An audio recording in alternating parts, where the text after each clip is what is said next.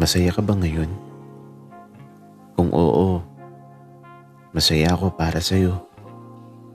Pero kung hindi ka masaya, huwag kang mawawalan ng pag-asa. Dahil darating ang araw na babalik muli ang ligaya sa puso mo. At sana, sa pagdating nito, habang buhay mo nang makamit ang kaligayahang hinahangad mo.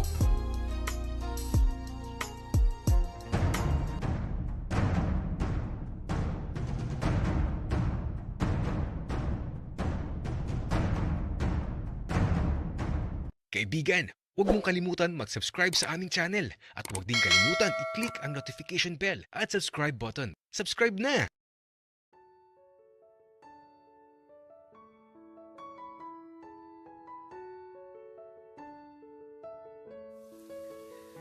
Hindi ko alam kung malapit na kami. Pero okay lang. Masaya naman ako sa biyaheng ito. Hawak pa din ni Eddie ang kamay ko. Francis, malayo pa ba? Hindi ko alam, Eddie. Bakit mo naitanong? Naiinip ka na siguro. Hindi, Francis. Nagugutom na kasi ako. Kumain ka, Eddie, kung gutom ka na. Akala ko ba may baon tayong pagkain? Paano naman kasi ako makakakain, Francis? Hawak mo yung kamay ko. Ikaw ba? Ayaw mo nang bitiwan? Hala, ikaw nga yung humawak sa kamay ko kanina. Tapos kasalanan ko ngayon. Bahala ka nga. Oh, kumain ka na. Wika ako. At eto, binitiwan ko na yung kamay niya. Francis, mahal mo na ata ako. Umamin ka nga. Gagi, kumain ka na nga dyan. Puro kakalokohan. Tsaka, mahingi din ako kasi nagugutom na din talaga ako. Okay po, mahal na prinsesa. Masusunod po. Wika ni Eddie. Parang sira eh. Ay naku. At eto, inilabas na niya yung kakainin namin. At aba, kanin at adobo pa lang baon niya. Nangamoy pagkain tuloy sa loob ng bus. Nakakahiya eh. Pero okay lang siguro yun. Gutom na kami eh. Tsaka di ko alam kung malapit na kami. Pero parang nararamdaman ko na malayo pa kami. Ang sarap naman ito, Eddie. Francis, kasing sarap ko yan. Eddie, umayos ka nga. Para kang sira. At mamaya pagkarating natin, huwag kang masyadong madaldal. Gusto ko na tahimik ka lang.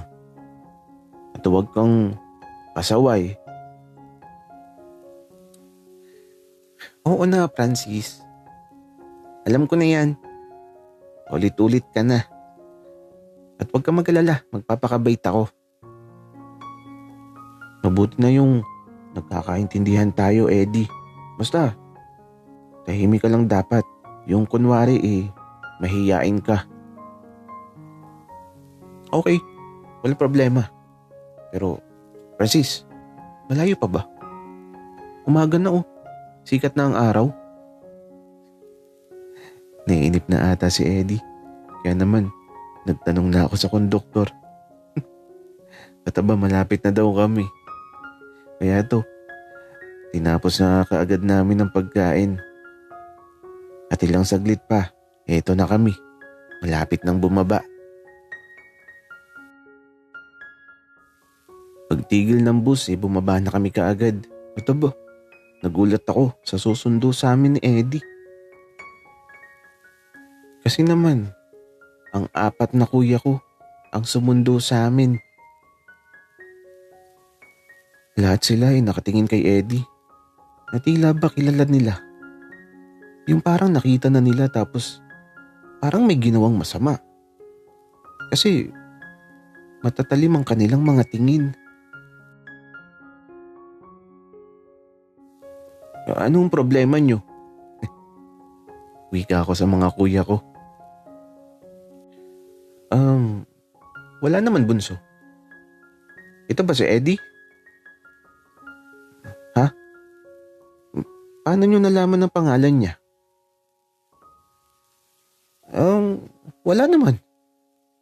Nabanggit lang ni Mama na Eddie ang pangalan niya. Hi po. Ako si Eddie. Classmate ni Francis. Tol, welcome ka dito. Matangkad ka pala. Mukhang magaling kang mag-basketball ah.